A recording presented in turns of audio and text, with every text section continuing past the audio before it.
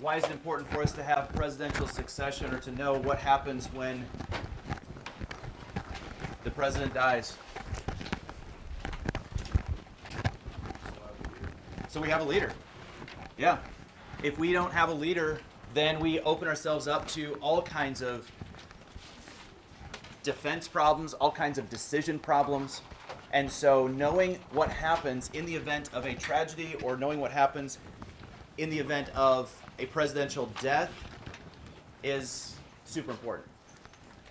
So here we go. This is Roman numeral 2 on the presidential succession. You guys come in, grab your stuff. It's okay.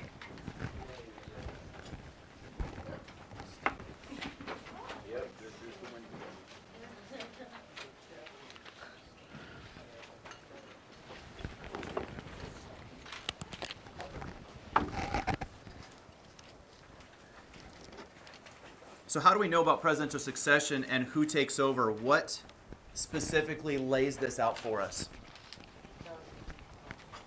What part of the Constitution?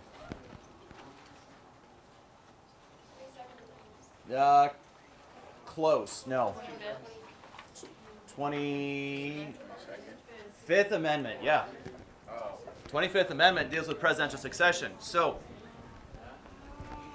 what does that tell you about the original design of the Constitution? It wasn't good enough. It wasn't good enough because we had to amend it, yes. So specifically to succession. We didn't know who was going to succeed. Yeah, we didn't know what was going to happen if the president died. We didn't have a specific plan in the original Constitution, so we needed to incorporate 25th Amendment. When the Constitution was written, it was generally assumed that the vice president would take over and would automatically become president. You guys can come and grab your stuff. You're good. So that assumption was carried on for a number of years until we actually had the first president die. Which president was the first one to die in office? Aaron? Boom! William Henry Harrison, and he's from Indiana, right? So how did William Henry Harrison die? Because he didn't wear a jacket. Okay. Because he had this space job. So he got elected president. Inauguration was on March 4th in Washington, D.C. The spring months in Washington can be brutal, and on this particular morning, it was brutally cold and rainy. Oh, I think there was even some sleet involved in it. And he had prepared a very long speech, and to this day still stands as the record for the longest presidential inauguration speech ever. He chose not to wear an overcoat because he didn't think that looked presidential. And so he goes out there, gives this massively long speech, and he walks inside and gets the sniffles and turns into pneumonia. So he spent, I think it was 32, maybe 34 days, I don't remember the exact number, but it was just over a month in office. Most of that presidency time was laying on a bed trying to recover, and he died. Greatest president ever lived. He didn't do anything wrong, but he didn't do anything good. Boom. So, So he's a president number 9 was William Henry Harrison. what a man. He dies in office, and now everybody wonders, well, who takes over? Well, it was assumed it would be the vice president, but then the question becomes, well, this guy was never elected president. Should we still call him president, or should we just continue to call him vice president? And then what do we do about a vice president? Does he get to pick, or does Congress pick? Do we have another election? All kinds of questions were left unanswered.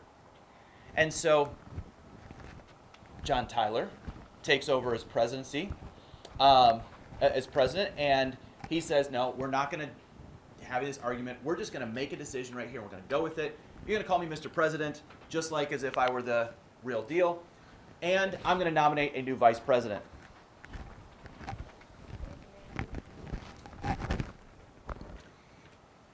So, in the 25th Amendment, it specifically corrects and it lays out the procedure. The vice president will become president with all full powers as a president. He also will be able to nominate and choose his own vice president. Congress will then have to approve.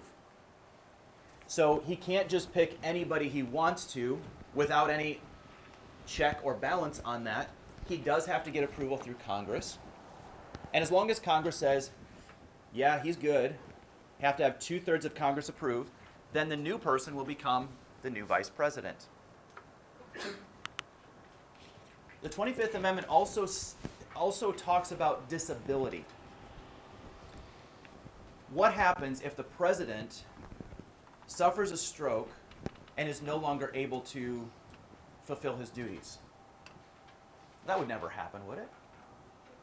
It did. Who? Who? Wasn't? No. He's not president. I know his wife's name is Edith, right? Uh-huh. It was that one guy. Oh yeah, that one guy. Shut up. From Annie, right? That one. No. No. No. That hero. Woodrow Wilson. So Woodrow Wilson suffered a Who's the one that stroke. was in a wheelchair? That was That's really- Franklin Roosevelt, but he died in office. He did not suffer a stroke beforehand.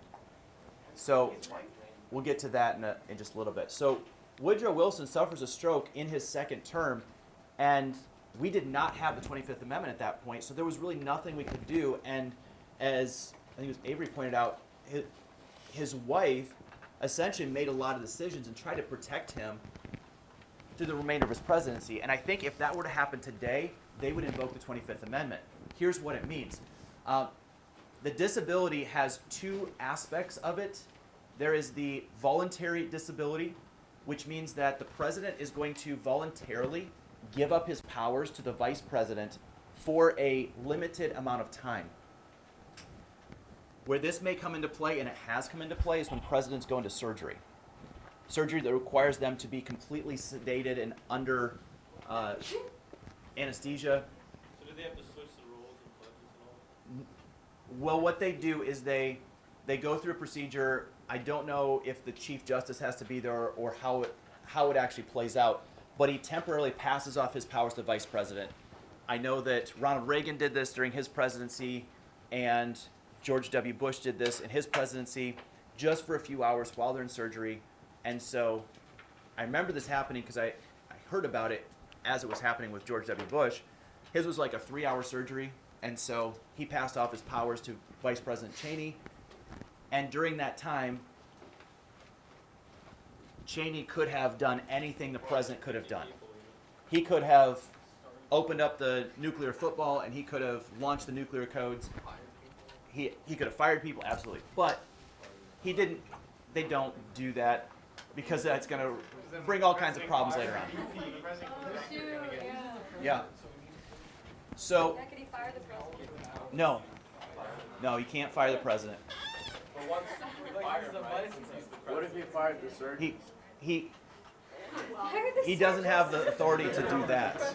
No. He can't fire anybody who he does not have direct control over.